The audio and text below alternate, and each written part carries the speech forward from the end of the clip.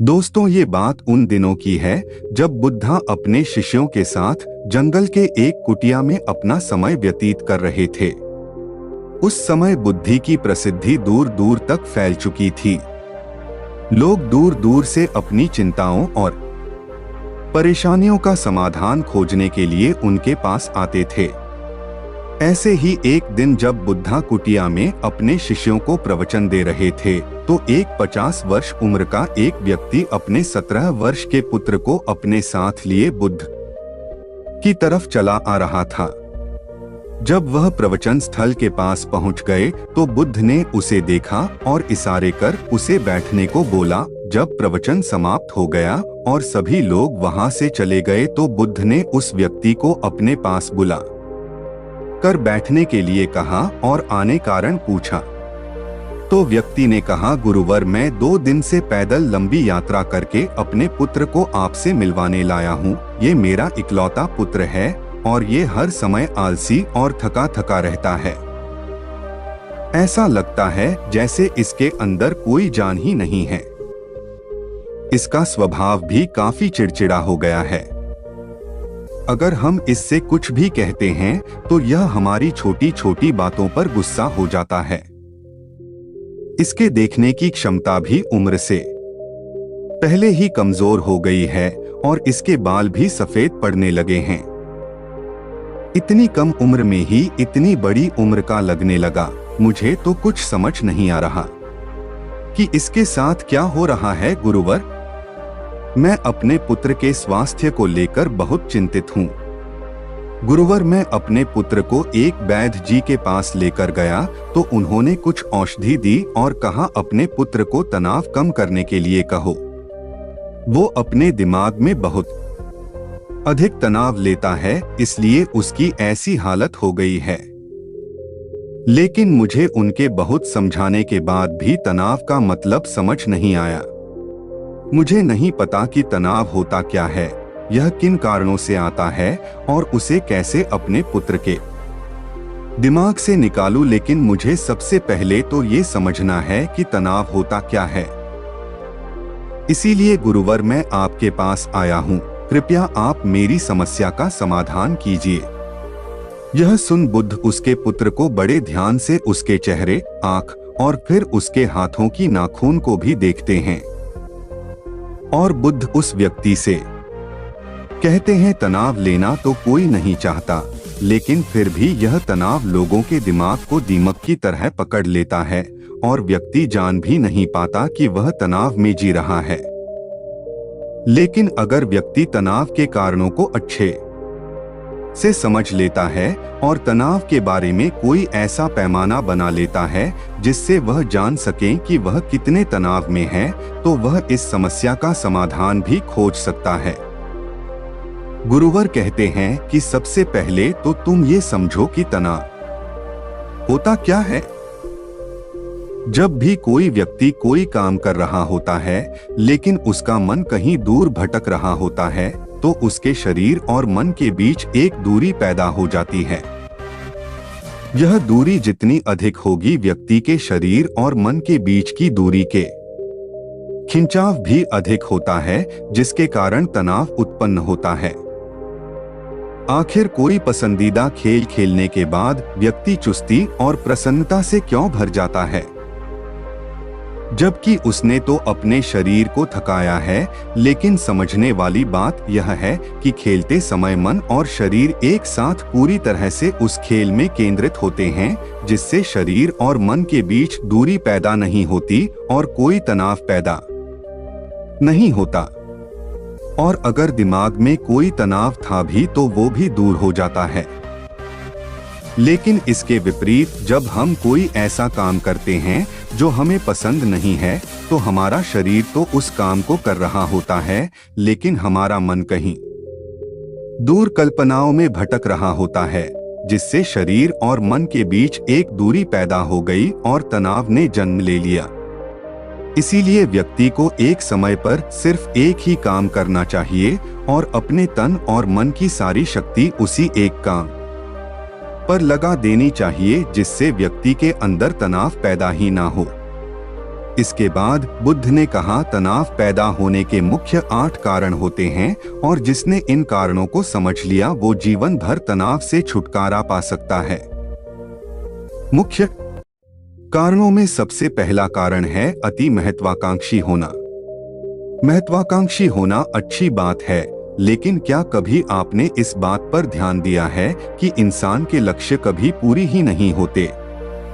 उसका एक लक्ष्य पूरा हुआ नहीं कि वह दूसरे की तरफ भागने लगता है, दूसरा पूरा हुआ नहीं कि वह तीसरे की तरफ भागने लगते हैं। इस तरीके से वो अपने लक्ष्यों को पाने के लिए जिंदगी भर गोल गोल घूमता रहता है। इसीलिए जो व्यक्ति अति महत्वाकांक्षी होता है, जिसने बड़े बड़े लक्ष्य बनाए होते हैं, वह वर्तमान में कभी रह ही नहीं पाता। उसका मन सदैव भविष्य की योजनाएं बनाने में ही व्यस्त रहता है। उसका शरीर तो वर्तमान में रहता है, लेकिन मन भविष्य में ही रहता है, जिसके मन और शरीर के बीच दूरी पैदा हो जाती है, वह तनाव भरी जिंदगी जीने लगता है। बुद्ध के मुंह से यह बात सुन उस लड़के ने कहा, बुद्ध, तो फिर इसका मतलब है कि हमें लक्ष्य नहीं बनानी चाहिए, क्योंकि लक्ष्य बनाना भी तो महत्वाकांक्षा ही है। इस पर बुद्ध ने कहा, जीवन में लक्ष्य बनाना कोई गलत बात नहीं है, लेकिन समस्या तब उत्पन्न होती है जब वो अपना पूरा ध्यान उस लक्ष्य से मिलने वाले परिणाम पर ही लगा देते हैं और उसके परिणाम की चिंता करते रहते हैं। व्यक्ति को वर्तमान में जीना आना चाहिए। आप लक्ष्य बनाइए और उस लक्ष्य की प्राप्ति के लिए कड़ी मेहनत करिए, लेकिन साथ ही साथ आपको इस बात का भी ज्ञान होना चाहिए कि जब तक आपका लक्ष्य मिल जाए तब तक आप लक्ष्य के प्राप्ति के फल के बारे में न सोचे। ऐसा सोचने से भी हमारे अंदर तनाव का भाव उत्पन्न होता है। बुद्ध ने आगे कहा, तनाव का दूसरा सबसे बड़ा कारण है ईर्ष्या। जब कोई व्यक्ति ईर्ष्या और जलन से भर जाता है तो उसके अंदर भी तनाव उत्पन्न होता है। इसीलिए व्यक्ति को दूसरे की खुशी और तरक्की से कभी ईर्ष्या नहीं करनी चाहिए, क्योंकि तनाव का कारण है। इसके बाद बुद्ध ने तनाव का तीसरा कारण बताते हुए कहा कि जो काम करना हमें पसंद ही नहीं है, जिस काम में हमारी रुचि ही नहीं है, उस काम को न करे, क्योंकि उस काम में हमारा मन लग ही नहीं पाएगा। इससे हमारा शरीर तो वही बैठा रहेगा, लेकिन हमारा मन कल्पनाओं की उड़ान भरेगा, जिससे शरीर और मन के बीच दूरी पैदा हो जाती है और व्यक्ति तनावग्रस्त हो जाता है। इसीलिए इंसान को हमेशा अपनी रुचि के अनुसार ही कार्य करनी चाहिए। अगर व्यक्ति ने ये पता कर लिया कि उसे कौन सा काम करना पसंद है और वो उसी काम को अपने जीवन का लक्ष्य बना लेता है, तो फिर वो काम उसके लिए काम नहीं बल्कि खेल बन जाता है। फिर बुद्ध ने कहा, तनाव का चौथा कारण होता है किसी दूसरे से अपेक्षा रखना। बुद्ध ने उस व्यक्ति की ओर इशारा करते हुए कहा, एक पिता होने के नाते तुम्हारी अपने पुत्र से बहुत सी अपेक्षाएं होंगी कि तुम्हारा पुत्र एक बहुत ही कामयाब इंसान बने, तुम्हारा नाम रोशन करे, जैसा तुम चाहते हो उस तरह का जीवन जिए, तुम्हारी हर बात माने। लेकिन क्या आज तक कभी किसी की सारी अपेक्षाएं पूरी हुई है? जब भी कोई व्यक्ति किसी दूसरे से कोई अपेक्षा रखने लगता है तो वो अनजाने में अपने लिए तनाव पैदा करने लगता है। जरा सोचो कि अगर तुम्हारा बेटा तुम्हारे अनुसार काम नहीं कर रहा और वो नहीं बन पा रहा जो तुम उसे बनाना चाहते हो, तो निश्चित रूप से तुम्हारे दिमाग को तनाव पकड़ लेगा। तुम तनाव से भरा जीवन जीना शुरू कर दोगे और इस तनाव के बस में आकर तुम ऐसा व्यवहार करोगे, ऐसी बातें करोगे कि तुम्हारा अपने पुत्र के साथ संबंध और भी खराब होता चला जाएगा। इसीलिए व्यक्ति को जितना हो सके उतनी कम अपेक्षाएं दूसरों से रखनी चाहिए और अगर पूरी तरह से तनाव मुक्त रहना है तो दूसरों से अपेक्षा रखना ही बंद कर दो। इसके बाद बुद्ध ने कहा कि तनाव का पांचवा कारण शारीरिक कष्ट होता है। जब व्यक्ति किसी शारीरिक पीड़ा से गुजर रहा होता है तो उसका पूरा ध्यान बस अपने उस शारीरिक दर्द पर होता है और वो पूरे दिन बस उसी के बारे में सोचता रहता है, जिससे उसका मन दुख के विचारों से भर जाता है और ऐसी स्थिति में व्यक्ति तनावग्रस्त रहने लगता है। यह सुन उस व्यक्ति ने कहा कि हे बुद्ध, शारीरिक दुख तो किसी भी व्यक्ति को हो सकता है, तो फिर क्या हुआ? व्यक्ति जीवन भर तनाव में ही जिएगा? इसका जवाब देते हुए बुद्ध ने कहा कि इंसान को ये बात समझनी चाहिए कि हमारा जीवन दुखों का आधार है।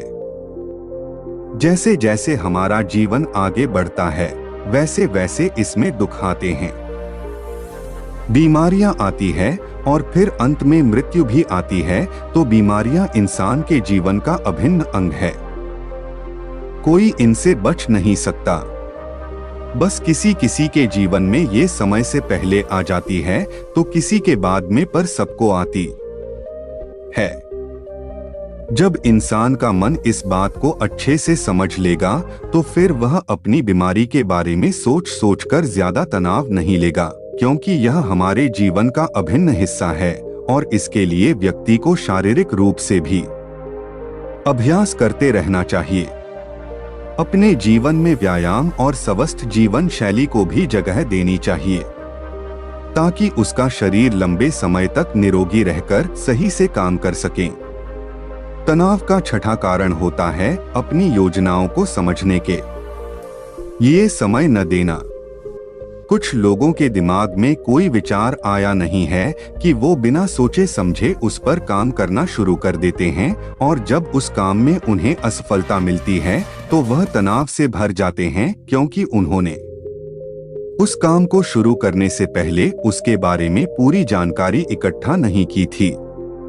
इंसान को कोई भी काम शुरू करने से पहले उसके अच्छे और बुरे परिणामों के बारे में ठीक से सोच विचार कर लेना चाहिए।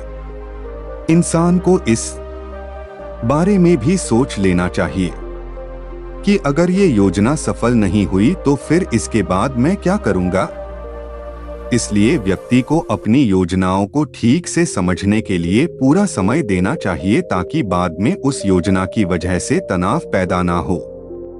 तनाव का सातवां सबसे बड़ा कारण होता है टालमटोल करना, आज के काम को कल पर टालना। आप लोगों ने ये कहावत तो सुनी होगी कि आलसी इंसान के शरीर का सबसे बड़ा शत्रु है। इंसान आलस्य की वजह से आज के काम को कल के लिए टाल देता है और फिर काम को टालना उसकी आदत बन जाती है। काम को कल पर टालने वाले व्यक्ति का काम कभी भी समय पर पूरा नहीं हो पाता और अगर किसी तरह से पूरा हो भी जाता है तो वह उतना अच्छा नहीं हो पाता जितना अच्छा उसे किया जा सकता था और फिर यह बात व्यक्ति के अंदर तनाव पैदा करती है। लेकिन काम को टालना या काम को एकदम अंत समय पर करना एक आदत है, इसीलिए व्यक्ति ना चाहते हुए भी बार बार अपनी इस आदत का शिकार बन जाता है और काम को टालता रहता है और फिर जब काम की समय सीमा पास आ जाती है तो वह तनाव से भरकर काम को पूरा करने का प्रयास करता है। इसीलिए तनाव मुक्त रहने के लिए व्यक्ति को काम को टालने की आदत छोड़नी पड़ेगी और यह तभी संभव है जब व्यक्ति काम को समय से पहले खत्म करने का निश्चय करें। सबसे आखिरी और सबसे प्रमुख कारण जो तनाव का होता है वो है ज्यादा सोचना।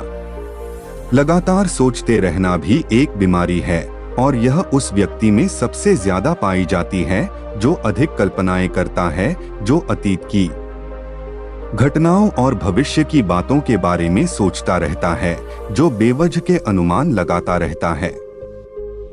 इसीलिए व्यक्ति को ज्यादा सोचने की आदत पर लगाम लगाना चाहिए। इसके लिए जितना हो सके खुद को काम में व्यस्त रखना चाहिए और हर दिन ध्यान का अभ्यास करने को अपने जीवन का हिस्सा बना लेना चाहिए।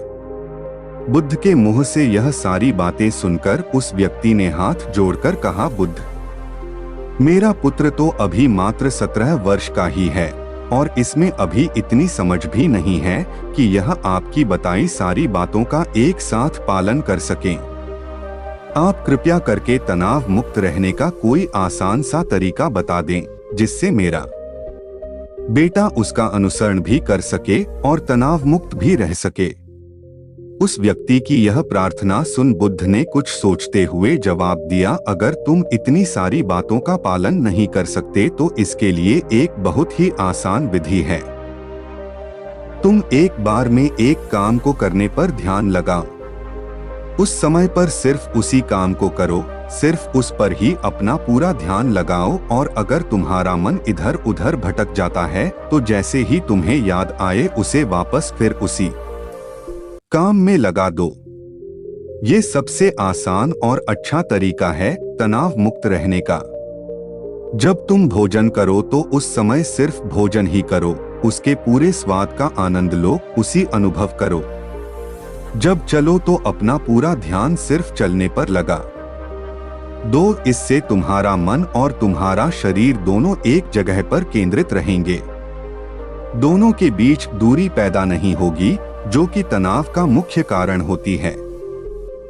दोस्तों, आज की युवा पीढ़ी एक ही समय पर 2-2-3-3 काम करना शुरू कर देता है, जैसे फोन पर बात करते हुए गाड़ी चलाना, खाना खाते हुए टीवी देखना, ये फोन चलाना और फिर इनकी शिकायत रहती है कि मैं तनाव में जी रहा हूँ, मेरा मन शांत नहीं रहता है, मैं चिड़चिड़ा सा हो गया हूँ।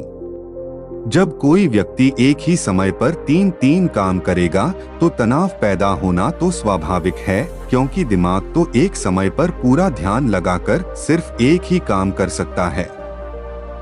पूर्ण रूप से एक ही समय पर 2 कामों पर ध्यान कभी नहीं लग सकता। इसीलिए जहां तक संभव हो सके एक समय पर सिर्फ एक ही काम करने का प्रयास करें, वो भी पूरे ध्यान के साथ। दोस्तों, आशा करता हूं कि आपको इस कहानी से काफी कुछ सीखने को मिला होगा। अगर आपको इस कहानी से कुछ भी सीख मिला तो आप अपने दोस्तों और अपने परिवार में शेयर करें।